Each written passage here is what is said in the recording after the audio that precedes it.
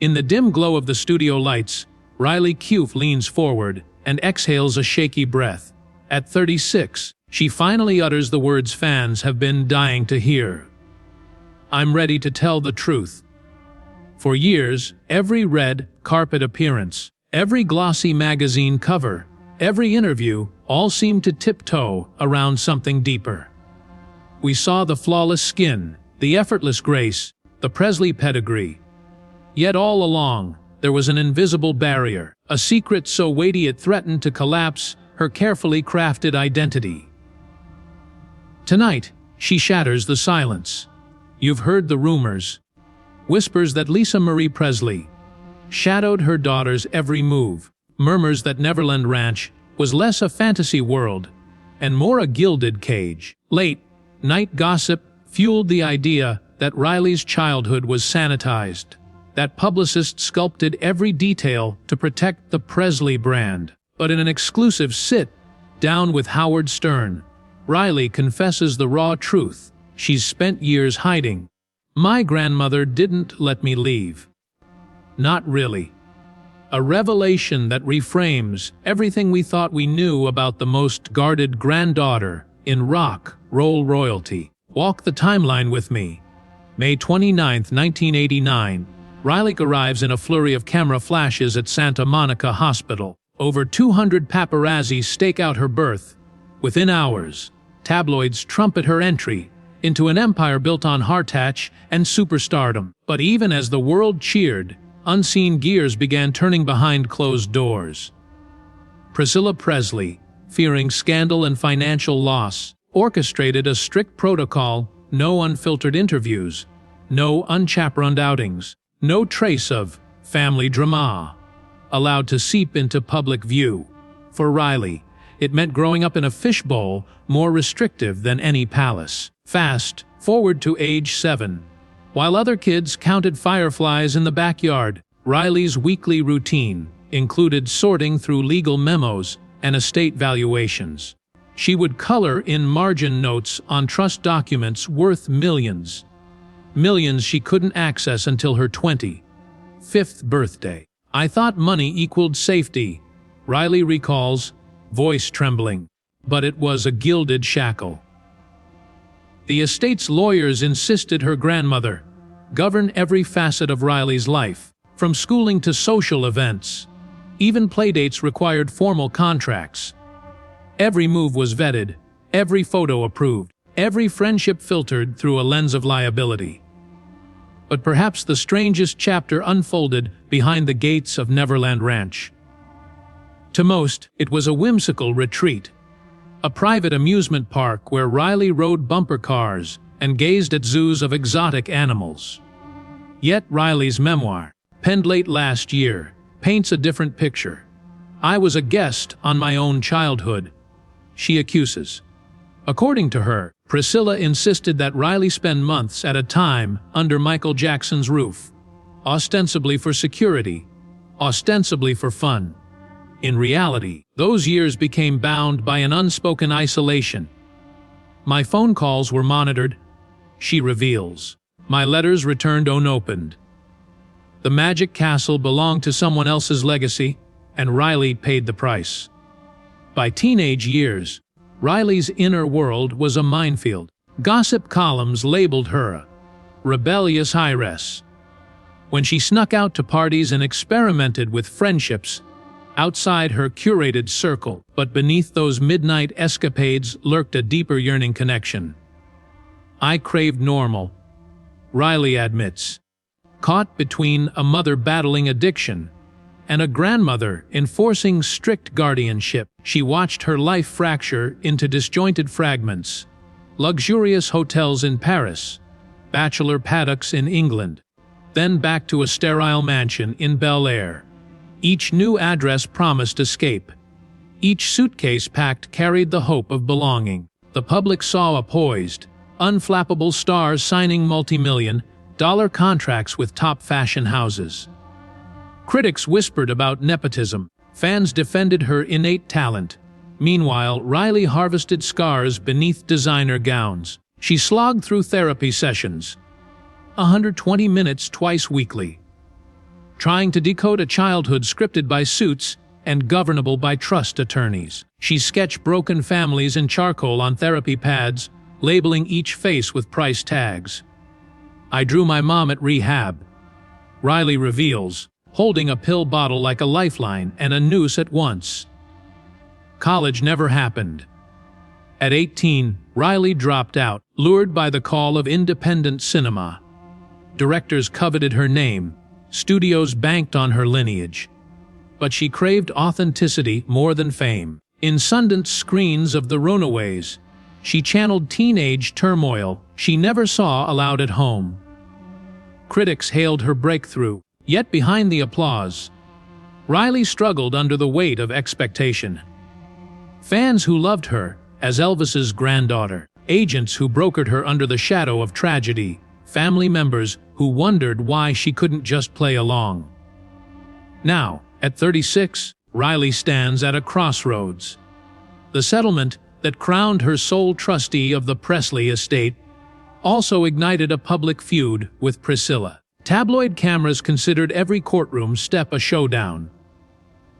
Private letters spilled into evidence, each one a piece of a puzzle revealing layers of control, fear, and betrayal. It was a male war masquerading as a family fight. Emails, self-incriminating texts, recorded phone calls. But Riley remained silent, choosing survival over spectacle. Until tonight, people think legacy is an inheritance. Riley confides, eyes glistening. They don't understand it's a weight. And so she decided to speak.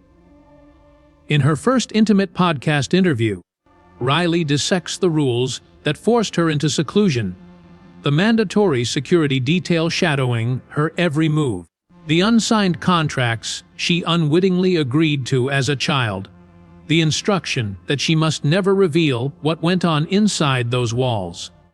"I was trained to maintain the myth," she acknowledges, "to protect the family brand at the cost of my own sanity." This is the confession we all suspected. A hidden armistice between Riley and her upbringing, a truce with silence that shattered last week when she filed to remove Priscilla from her trustee role. It's the admission of a granddaughter who refused invisibility any longer. Now, as cameras flash and microphones hover, she offers the world a candid portrait, a woman forged in privilege yet starved for truth, an hair burdened by love and betrayal, by dynasty and destiny. This is not just another celebrity tell-all. It's a reckoning. But behind the public facade, Riley felt she was living someone else's script. Agents boasted that her last name unlocked closed doors. Casting directors whispered that she was more Presley hair than chameleon actor. Yet every role she accepted, from playing a rock musician to a haunted soul in a thriller, was really her own subconscious calling for freedom. She poured herself into each character as if auditioning not just for a part, but for her own life. Even at Cannes, standing under flashing lenses, her eyes betrayed a yearning for authenticity she couldn't yet articulate. Each photocall, each "thank you" speech became a miniature performance piece where she had to portray confidence, gratitude, and composure. Meanwhile, unseen cameras filmed her doubt. In her own words, Riley describes those years as a relentless audition. She battled anxiety attacks before red carpet moments, stomach knots so intense she sometimes canceled high-profile events at the last minute. "I remember one Met Gala," she recalls. "I was supposed to stand on that staircase, smile and wave. But I felt like I might vomit. I asked to exit through a side door to catch a breath. When I returned, nobody noticed I'd vanished." That vanishing act was a metaphor, absent in presence, fragmented in wholeness. As the world celebrated a poised Presley offspring, Riley quietly retreated into solitude. Her turning point arrived in late 2020, when the world shut down and production crews paused scripts. Isolated on the ranch she still helped manage, Riley found herself alone with her thoughts for the first time in decades. No paparazzi, no scheduled interviews, no publicist's 7-step plan to craft her image. She began journaling entries that read like confessions. Lines she had never voiced to a friend, therapist, or family member. She wrote about nightmares of suits and ledgers, chasing her down dark hallways. She wrote about the crushing guilt of having everything and feeling empty. And she wrote about a singular truth. If she didn't own her story, someone else would. In spring 2021, she shared an excerpt on social media, a cryptic caption, "For 40 days. I looked in the mirror and asked, 'Who are you really?'" That one haunting post went viral. Millions of fans speculated, was she previewing a memoir, teasing a new film, offering a spiritual journey? The ambiguity stoked FOMO. Viewers refreshed feeds waiting for the reveal. When Riley dropped the memoir 6 months later, it shot to the top of bestseller lists.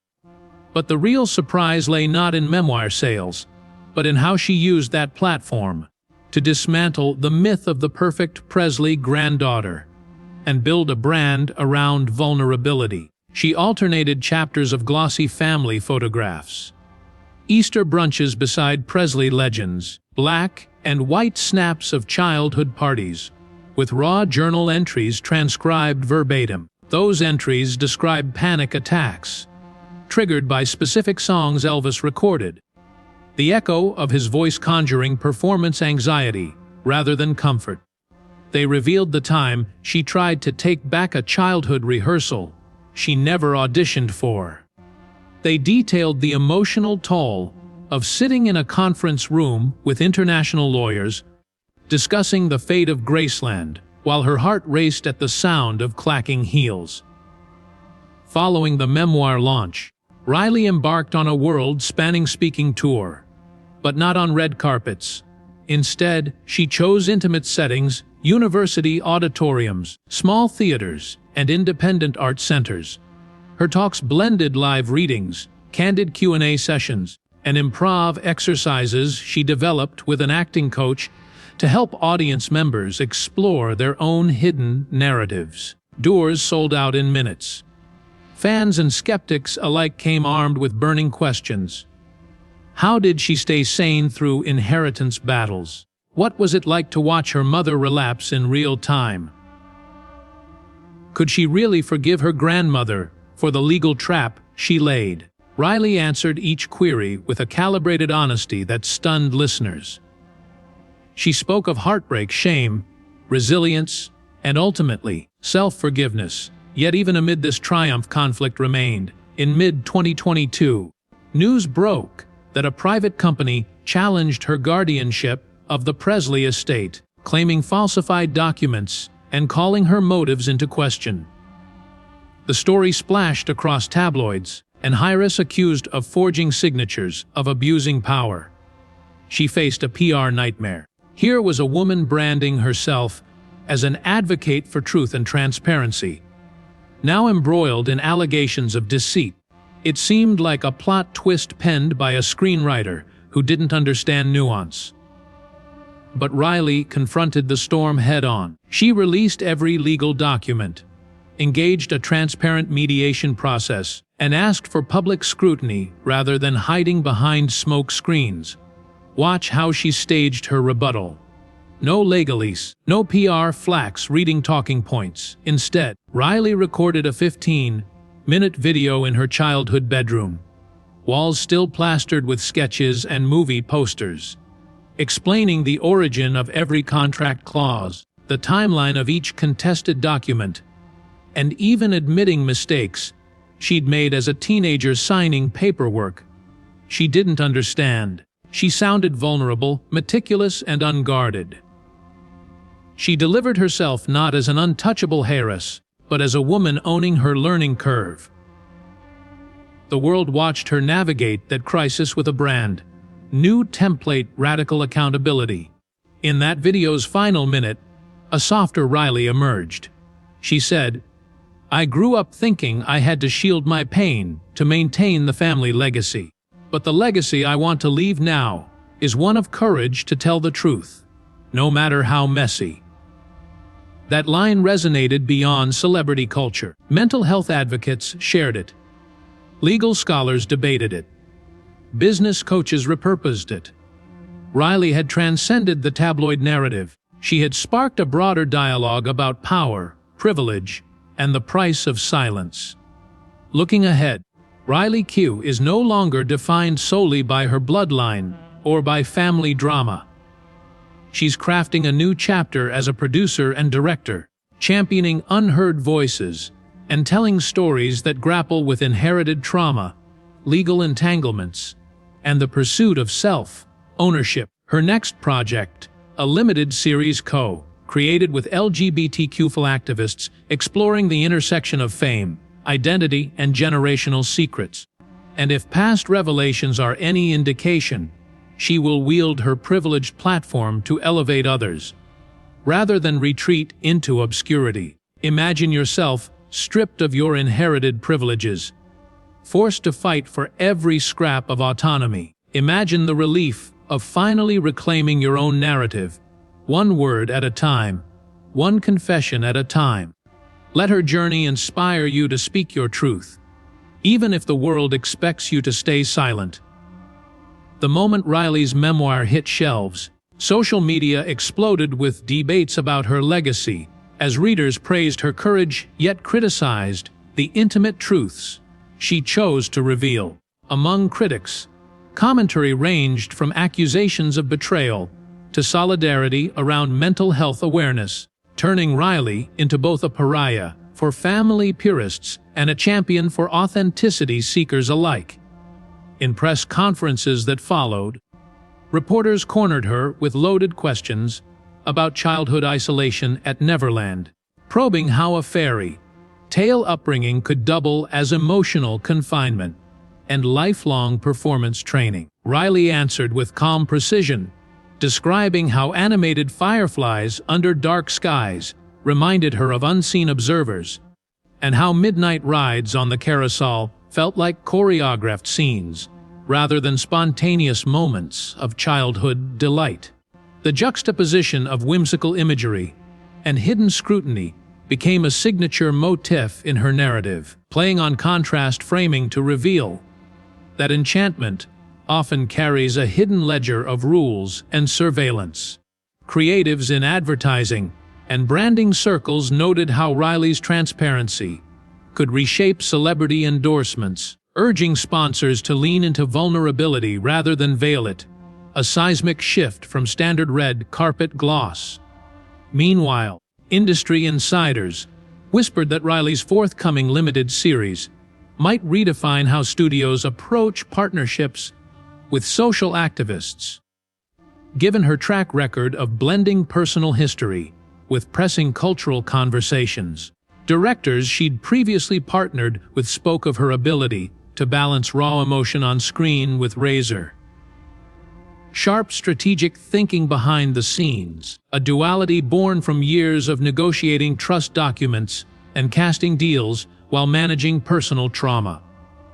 When the camera rolls, viewers witness Riley's practiced ease, but backstage they find her corralling anxieties, recalling reminders from childhood handlers to maintain a composed facade at all costs. To prepare her cast for the series on intergenerational secrets, Riley organized immersive workshops on vulnerability, guiding fellow actors through exercises she herself once avoided in therapy, demonstrating how shared storytelling can foster collective healing. She insisted every collaborator sign a pledge acknowledging the real-life origins of their fictional characters, bridging the gap between entertainment and genuine advocacy. In a transparent pact that critics called revolutionary, shooting on location in small-town America, the production juxtaposed scenes of bucolic simplicity with the revelation of long-buried family secrets, mirroring Riley's own journey from public facade to private reckoning. Critics lauded the series' trailer for its poignant contrasts, showcasing a childlike sandbox playing field one moment, then revealing a courtroom's stern bench the next, underlining how innocence and injustice can coexist within the same story arc. Ahead of its premiere, Riley leveraged her platforms to host watch parties, where she joined live chats and answered unfiltered questions, creating a communal experience that dissolved the divide between star and spectator. On opening night, fan reactions ranged from tears at candid monologues on inherited pain to standing ovations after scenes depicting reconciliation, proving that raw honesty resonates more deeply than polished illusions. Meanwhile, traditional gossip outlets scrambled to analyze every frame, dissecting body language and wardrobe choices for hidden meaning, often missing the fundamental story of personal liberation unfolding on screen. Meanwhile, Riley remained focused on the next chapter, a feature documentary exploring how heirs to large estates across the globe grapple with invisible chains, using her own estate as a case study in power, privacy, and purpose.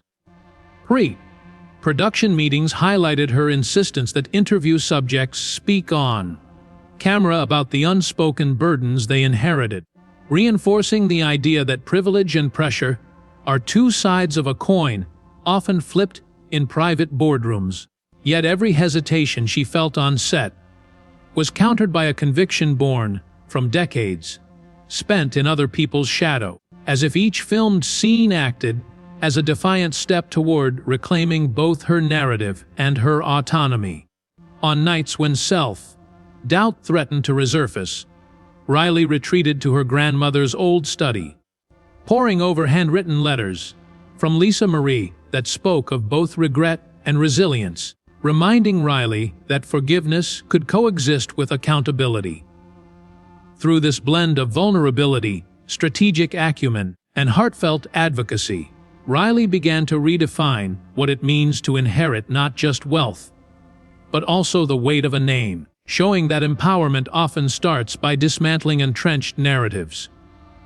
Now, as cameras prepare to roll on the documentary's first interviews, anticipation crackles in the air, promising a continuation of a saga that has already captivated audiences with its blend of glamour, grit, and gut-wrenching honesty. Stay tuned as this unprecedented chapter unfolds, offering a masterclass in narrative reinvention and proving that the most powerful truth is the one you choose to own for a price, promising to illuminate hidden histories, spark conversations about family legacies, inspire a generation to break free from silence before it binds forever. The sun dips low over a sleepy Midwestern town as the documentary crew rolls in, their trucks kicking up red dust on a gravel lane. Riley stands by a weathered farmhouse, its peeling white paint a stark counterpoint to the gilded walls she once called home.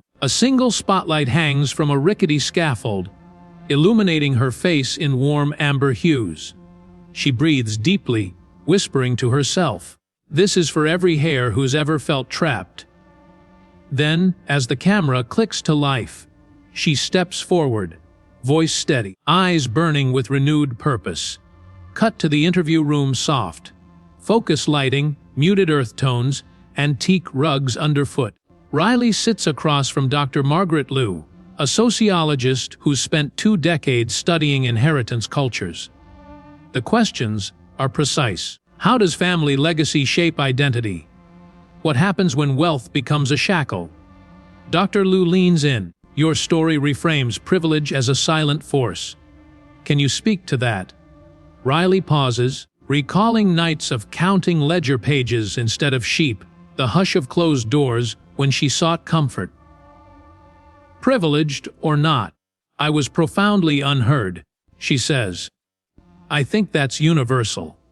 The camera lingers on her face as realization dawns. She's no longer the subject of someone else's narrative. She's the author. Outside, the sound crew scrambles to catch natural ambience. The chirp of crickets, a distant train whistle. Riley exhales and steps into frame again, this time to interview the documentary's first guest, a third-generation oil tycoon whose sprawling Texas ranch symbolizes a different kind of inheritance. He speaks of leather, bound wills, and generational expectations. She listens intently, nodding in solidarity. After the mic is off, she thanks him and quietly admits, "It's like holding two scripts, at once one written for me, and one I'm writing myself." That moment is captured by the roaming camera. Unscripted honesty that eludes even the most seasoned filmmakers. Over the next week, Riley traverses deserts, interviews attorneys in glassy high-rises, and meets with artists who've transformed family tragedy into public art installations. Each stop reveals a new facet of inherited tension. A sculptor who melted family silverware into free-form shapes, and Iris who donated her trust fund to a mental health nonprofit. In every instance, Riley recognizes echoes of her own past: the rebellion against curated perfection, the hunger to reclaim selfhood. She records these encounters on a handheld camera, her voice low with empathy. We're more than our last names. We're stories yearning for a page. Back on set, the editor's console glows with bins labeled Legacy, Liberation, Litigation. Clips from Riley's courtroom battles flash beside sequences of her childhood home, once pristine and now eerily silent. Above it all hovers a timeline track, mapping her transformation from the 7-year-old forced to color in trust documents to the 36-year-old woman demanding a seat at the decision-making table. The montage crescendos with courtroom footage of Riley negotiating the settlement with Priscilla. Her voice firm, her posture unyielding, and cuts to a flushed Riley backstage at a live Q&A, tears glistening as she thanks the audience for their support. The crew moves to a sprawling ranch in Arizona, where a massive oak tree once marked the boundary between Riley's private world and the outside. It's here she films the centerpiece scene. Under the tree's broad canopy, she reads a letter from Priscilla penned during Lisa Marie's final days. Words of regret, hope, and unspoken love. As Riley's voice wavers, the camera soars overhead, capturing the rustle of leaves as if nature itself responds to her confession. Then she closes the letter, looking directly into the lens. Healing starts with acknowledgement. This is mine to claim. By now, the editing team has crafted a heartbeat soundtrack that syncs to Riley's measured breathing, an audio cue that guides viewers through peaks of tension and valleys of revelation. During test screenings, the audience sits rapt, some lean forward, tears tracing down cheeks. Others nod, jotting notes on their phones. Social media buzz ignites within minutes.